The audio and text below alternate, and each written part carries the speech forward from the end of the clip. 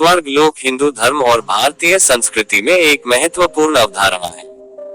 इसे देवताओं और पुण्य आत्माओं का निवास स्थान माना जाता है। स्वर्ग लोक को धार्मिक ग्रंथों और पुराणों में दिव्य सुख, आनंद और शांति का स्थान बताया गया है। यहाँ आत्माएं अपने कर्मों के आधार पर पुनर्जन्म से पहले अपने पुण्यों का फल भोगती है। स्वर्ग का वर्णन अलग अलग धर्म ग्रंथों में विभिन्न रूपों में मिलता है, लेकिन इसके मूल सिद्धांत समान होते हैं। स्वर्ग लोक का धार्मिक दृष्टिकोण। स्वर्ग की उत्पत्ति का विवरण मुख्य रूप से वैदिक साहित्य और पुराणों में मिलता है। ऋग्वेद, उपनिषद, महाभारत और रामायण जैसे ग्रंथों में स्वर्ग का उल्लेख होता है। स्वर्ग को स्वर्गलोक, दिव्यलोक या देवलोक के नाम से भी जाना जाता है। ये स्थान इंद्रदेव का अधिष्ठान माना जाता है, जो सभी देवताओं के राजा है। स्वर्ग का स्थान। स्वर्ग को 3 लोकों त्रिलोक में से एक माना जाता है।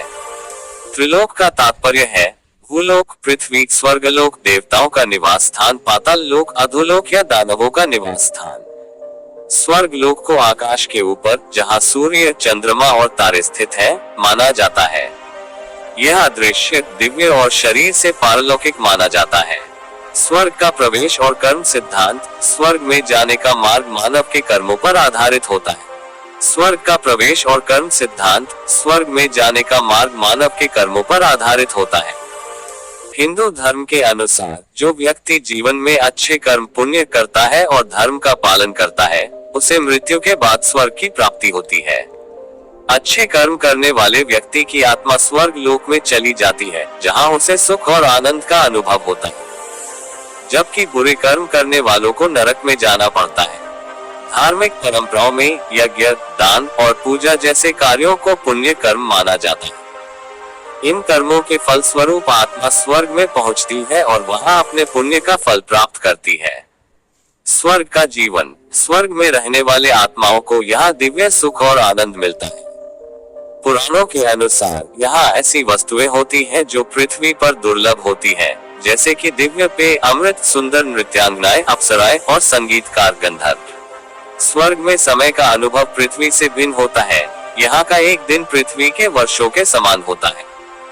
स्वर्ग को स्थायी स्थान नहीं माना जाता। यहाँ आत्मा अपने पुण्यों के समाप्त होने तक रहती है, जिसके बाद उसे पुनः जन्म लेना पड़ता है। स्वर्ग के मुख्य पात्र और देवता। इंद्र स्वर्ग के राजा और देवताओं के राजा हैं।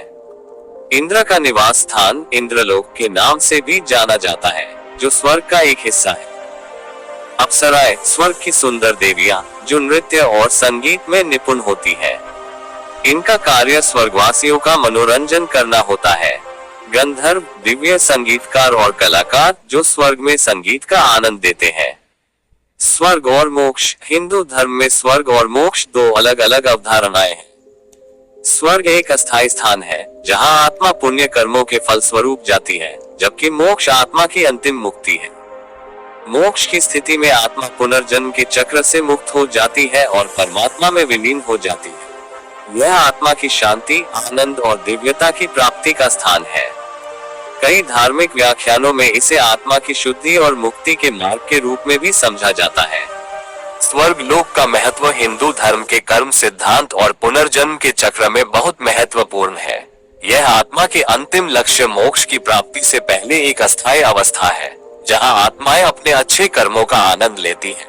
स्वर्ग लोक का वर्णन विभिन्न धार्मिक ग्रंथों में अलग अलग रूपों में मिलता है, लेकिन सभी का उद्देश्य आत्मा के उत्थान और आध्यात्मिकता की प्राप्ति है।